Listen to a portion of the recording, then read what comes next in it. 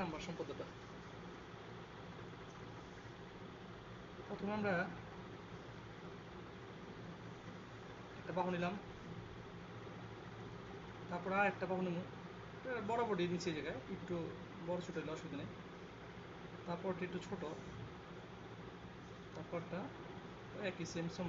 এবং পরীক্ষা মাপ দেওয়া থাকবো। আর একটা কোণ রয়েছে, ঠিক আছে। একটা কোণের জন্য বাহু দিলাম, কোণ আঁকামো আমরা একটু পরে। এটা ডাক্তার হয়ে গেছে। এবার এই কোণটা আঁকানোর জন্য আমরা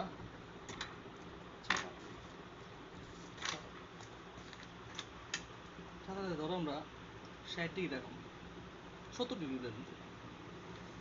পরীক্ষাবিদের কোন মাপ দেওয়া থাকবো, আঁকাইলাম না। এটা আবার আমরা কি করবো জায়গায়, এই মাপটা আমি ইচ্ছা মতো নিচ্ছি। পরের মাপটা একদম এই খাপে খাপ নিতে হইব, ইচ্ছা মতো লাগবে না, ঠিক আছে। এবার আমরা এটা দাগটা নিই। এটা ধরো এ, এটা বি, এটা সি, এটা ডি, এটা হলাম এক্স। তাহলে এক্স আমরা আঁকা হয়েছি। এটা বি, এটা ধরো ই। ইয়াতে আমরা অপশন এ এর সমান করে একটা বিই থেকে এ সমান করে বিসি কেটে নিলাম। এ সমান করে কাটছি, কি কাটছি, বিসি কাটছি, ঠিক আছে। এরপর আমরা এই বি এর সমান করে এই এই যে ধরো এটা বিএফ, এই জায়গা থেকে আমরা এই বি এর সমান করে এ বি কাটলাম, কি কাটলাম, এ বি, ঠিক আছে। এরপর আছে সি, সি এর সমান করে আমরা এই এ বিন্দুতে এই আরেকটা বৃত্ত বাকি, ঠিক আছে। এরপর ডি এর সমান করে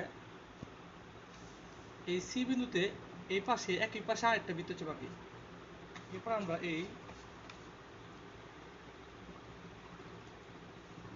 এটা ধরো ডি, তাহলে এই ডি আর এলাম সিডি যোগ করি, তাহলে কি হইব, এ বি সি ডি একটা চতুর্ভুজ হইব নাকি।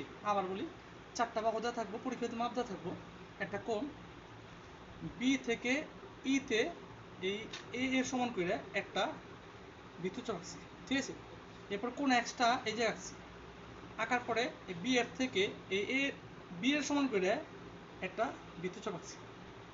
এরপরে সি এর সমান করে এই জায়গায় এতে বসে আর একটা বৃত্তচাপ আঁকছি। কার সমান করে আঁকাইছি, সি এর সমান করে। এটা আঁকাইছি কার সমান করে, বি এর। আর এটা আঁকাইছি কার, এরপরে আবার আমরা ডি এর সমান করে এই সি তে বহায় আর একটা বৃত্তচাপ আঁকছি।